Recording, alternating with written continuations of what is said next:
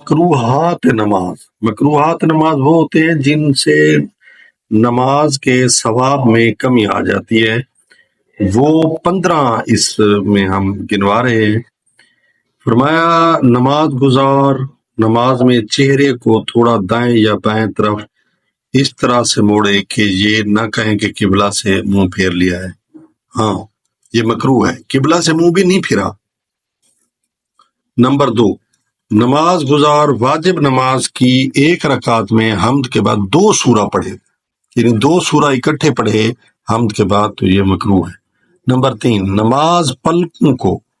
نماز میں پلکوں کو ایک دوسرے پر رکھے یا آنکھوں کو دائیں یا بائیں طرف گھمائے۔ نمبر 4، داڑھی اور ہاتھ سے کھیلے۔ نمبر 5، ناخن کو چبائے۔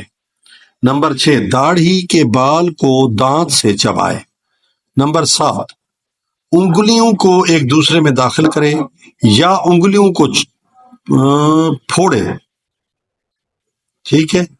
نمبر 8، آب دہن کو باہر نکالے، ٹھیک ہے، منہ کے پانی کو باہر نکالے، یہ بھی مکروہ ہے۔ نمبر 9، ناک کا پانی نکالے، ناک صاف کرے نماز کے دوران، یہ مکروہ ہے۔ نمبر 10، خمیازہ جمعی لے، البتہ اگر حرف نکلنے کا باعث نہ ہو، جمعی لے سکتا ہے لیکن کوئی حرف نہ نکلے، مکروہ ہے۔ نمبر 11، مرد دونوں قدموں کو قیام کی حالت میں ایک دوسرے سے ملا کر رکھے، یہ مکروہ ہے۔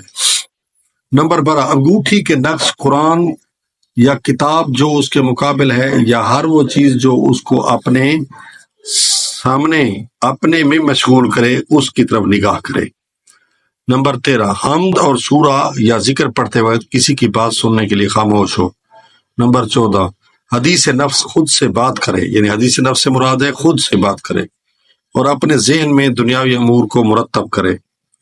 نمبر 15، اور ہر وہ کام جو خشوع و خضوع کو ختم کرے مکروہ ہے۔ جب انسان کو نیند آ رہی ہو یا پیشاب اور پخانہ کی حاجت محسوس کر رہا ہو تو نماز پڑھنا مکروہ ہے۔